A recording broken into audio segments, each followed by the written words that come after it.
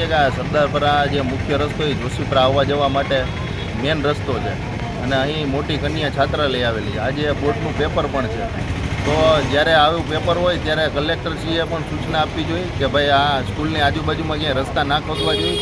આપણે જોઈ શકીએ કે રાતે આ રસ્તો ખોદી નાખવામાં આવેલો છે અને અત્યારે કેટલા માણસો હેરાન થાય છે.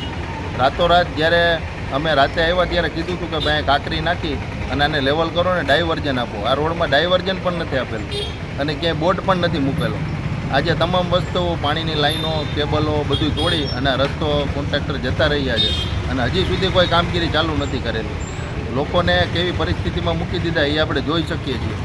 અને આ રીતની જો આડેધડ કામગીરી ચાલતી રહે, જૂનાગઢના અગાઉ પણ મોતના બનાવો બન્યા હતા અને અહીં સ્ટ્રીટ લાઇટો પણ કેબલો તોડી નાખેલા છે. તો સ્ટ્રીટ લાઇટો પણ બંધ છે.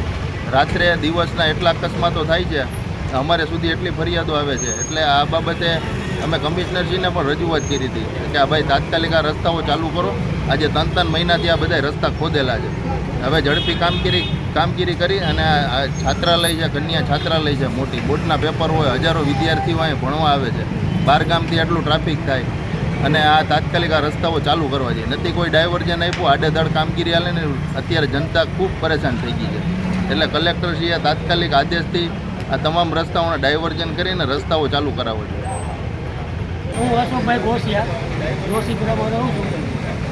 આજે આ લગભગ નહીં 20 દિવસથી રોડ ખોદી નાખ્યો છે.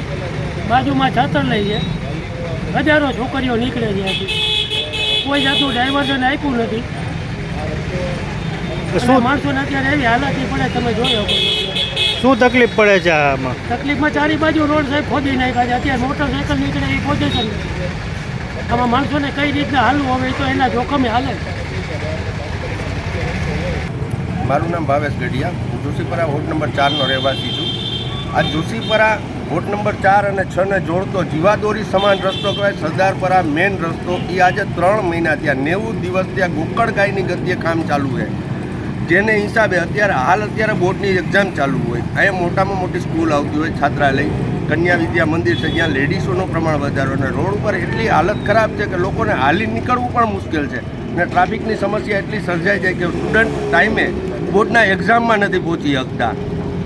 એક બાજુ ફાટકની સમસ્યા છે, બીજી બાજુ આ રસ્તાના હિસાબે એક્ઝામમાં ટાઈમે બોર્ડની પરીક્ષા દેવા માટે વિદ્યાર્થીઓ પહોંચી નથી શકતા. તો તાત્કાલિક ધોરણે આ બોર્ડના સ્ટેન્ડિંગ કમિટીના ચેરમેન હરેશભાઈ પણસારા હોય, જેઓનો રસ્તો પણ આ જ છે, છતાં એની નજરમાં નથી આવતું કે આ કામ આટલું ધીરું હાલે છે.